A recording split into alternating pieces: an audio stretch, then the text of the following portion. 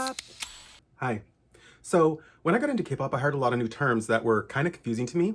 And considering that a lot of you are new to K-pop because of a certain movie, I thought I would help you understand some of these terms. So, here we go. The first term is bias.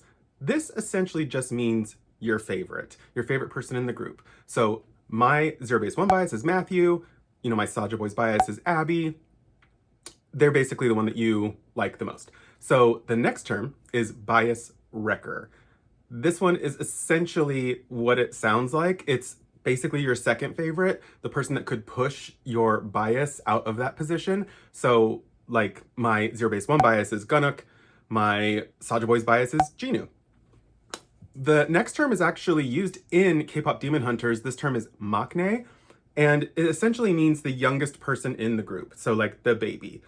In BTS, that's Jungkook. They mention in K-pop Demon Hunters that this is Zoe. So she's the maknae of Huntrix. The next term is visual. Visual is basically the beautiful person in the group. They say in K-pop Demon Hunters that Mira is the visual and lead dancer of Huntrix. This is sometimes up for debate. Ricky believes he's the visual of Zero Base One.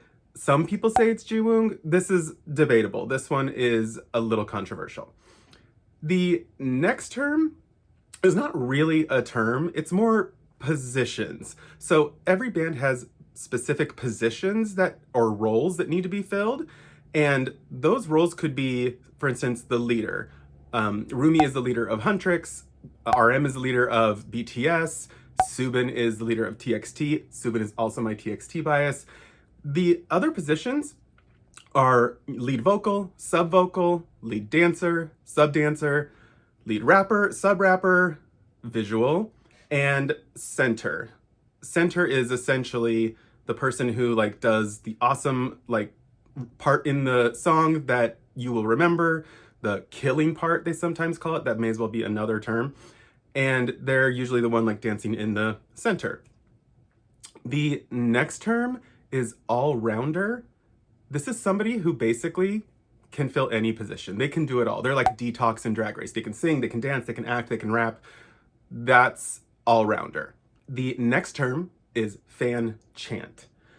This one was really interesting when I first heard this, and then I discovered some of them. You can find videos of these on YouTube. They're pretty interesting, but fan chant is essentially what fans do to a group's song. It's a chant that they do when they're at a concert, when a group is singing a song, and it goes along with the music. So sometimes it starts out with chanting the members' names, but also it's certain lyrics from the songs or adding in something new that's not there. But fan chant's really interesting, and sometimes the group members will put out a video teaching their fans what the fan chant for that specific song is. The next term is comeback. This one was very confusing for me. Normally when we hear oh, this group is having a comeback, it's because they've been gone for a long time. It's because they've just reunited after breaking up. Comeback is when a group basically just releases a new album. That's what they call a comeback in K-pop. You see this at the end of K-pop Demon Hunters, where there's a big billboard that Derpy's sitting on top of, and it says comeback, which is it looks like the name of Huntrix's next song or album, but that's what comeback means. The next term is debut. This one just means when the members of a group officially premiere in a group, like they release their first song or album, they have debuted. It's a big deal. Sometimes people have multiple debuts because they were in a group that didn't do well, so then they debut in a different group. That's just what it's called, debut. The next term was very interesting. This next term is fighting.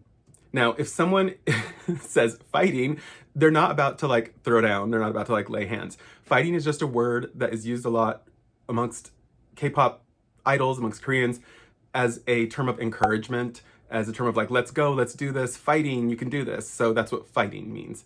So this next one sounds a little weird, but it's called the ending fairy, and it's just the pose that an idol does at the end of a song when they get a close-up. Hanbin from Zero Base One does a lot of really crazy ones. He does this one, I don't know if I can do it. He does this weird heart thing. I don't know. They're fun. This last term isn't really a term, but it's essentially the name for fans. So every group has a name for their fans. So BTS, as you may have heard, is ARMY. Saja Boys is called The Pride. TXT fans are called MOAs. So that is what happens with fans. They have their own collective fandom group name, and that's what they go by. That's basically it. If there are any terms that you think that I missed, that you think that I should have included, please put them in the comments below. And until then, I will talk to you later. Bye-bye.